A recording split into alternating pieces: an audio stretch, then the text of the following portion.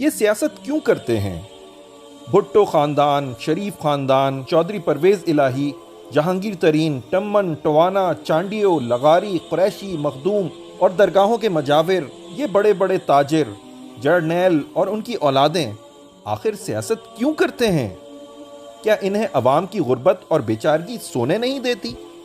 کیا ملک میں تعلیم، روزگار اور صحت کے مراکز کی کمی ان کو پریشان کرتی ہے؟ کیا یہ ملک کو ترقی یافتہ بنانا چاہتے ہیں؟ کیا نظریہ پاکستان کی حفاظت اور اسلام کی سربلندی کے لیے کوشاں ہیں؟ آخر یہ سیاست، جلسے جلوس، گرمی اور سردی میں سڑکوں پر لوگوں کو نکالنا اور باہم لڑانا اور اپنے مخالفین کو گالیوں سے نوازنا کس لیے ہے؟ اور یہ لوٹوں کی منڈی گرم ہونا اور اسمبلیوں میں اپنے ووٹ کو کروڑوں اور اربوں میں بیچنا کیا پاکستان کی ترقی کے لیے ہے؟ پاکستانیوں، غور سے سنو، یہ ارب پتی ممبران قومی اسمبلی اور سینٹ، بڑی بڑی جائیدادوں کے مالک، شوگر، آٹا، چاول، سیمنٹ ملز کے کرتا دھرتا، یہ علاقائی اور زبان کے تعصبات پر بننے والے ممبران سب بڑے امیر اور طاقتور ہیں۔ یہ پاکستان کے نہیں بلکہ اپنے مال و جائیداد، اپنے مربوں، خاندانوں، اپنی سرداریوں کے ہمدرد اور محافظ ہیں۔ یہ اسمبلیوں میں پہنچ کر کوئی ایسی قانون سازی نہیں ہونے دیتے جو ان کے مفادات کو نقصان پہنچانے والی ہو۔ یہ وزیر و مشیر بن کر خوب لوٹ مار کرتے ہیں اور الیکشن پر کیے جانے والا اربوں کا خرچہ پاکستان کے خزانے سے چوری کر کے اپنے خزانے میں بھرتے ہیں اور بیرون ملک اکاؤنٹس میں جمع کرا دیتے ہیں۔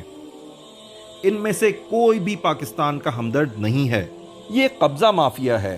ان قبضہ مافیاز اور مفاد پرستوں کے اصل محافظ ہم خود ہیں، جو جان بوجھ کر ان مفاد پرست بے ایمانوں بدکار سیاستدانوں کو ووٹ ڈالتے ہیں اور ان کے لیے نعرے لگاتے ہیں۔ ہم نے ایماندار، نظریاتی اور پاکستان کے لیے قربانیاں دینے والے امیدواروں کو ووٹ نہ دے کر اپنے آپ کو لوٹ مار کرنے والے سیاستدانوں کا محافظ بنا لیا ہے۔ چنانچہ اس جرم کی سزا ہم کو نہ صرف اس دنیا میں پریشانیوں، بھوک، افلاس اور جہالت کی صورت میں مل رہی ہے، بلکہ اللہ کے حضور بھی ووٹ کی امانت کو ضائع کرنے کی وجہ سے عذاب کی صورت میں ملے گی۔ عذاب اس لیے کہ ہم نے جان بوجھ کر ووٹوں کی خرید و فروخت کرنے والے ان بے ایمان اور خائن سیاستدانوں کو ووٹ دیا اور ایماندار اور پاکستان اور اسلام سے محبت کرنے والے مخلص امیدواروں کو ووٹ نہ دے کر اسے ہروا دیا۔ ہمیں اللہ کے حکم سے رہنمائی لینی ہوگی اور اپنے گناہوں سے توبہ کرنی ہوگی۔ مسلمانوں، اللہ تمہیں حکم دیتا ہے کہ امانتیں اہل امانت کے سپرد کرو، اور اگر ہم نے اس میں خیانت کی تو کہیں ہمارا حال ایسا نہ ہو جو اس آیت میں بیان کیا گیا ہے۔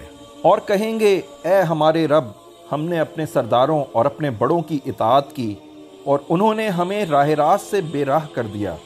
اے رب، ان کو دوہرا عذاب دے اور ان پر سخت لعنت کر۔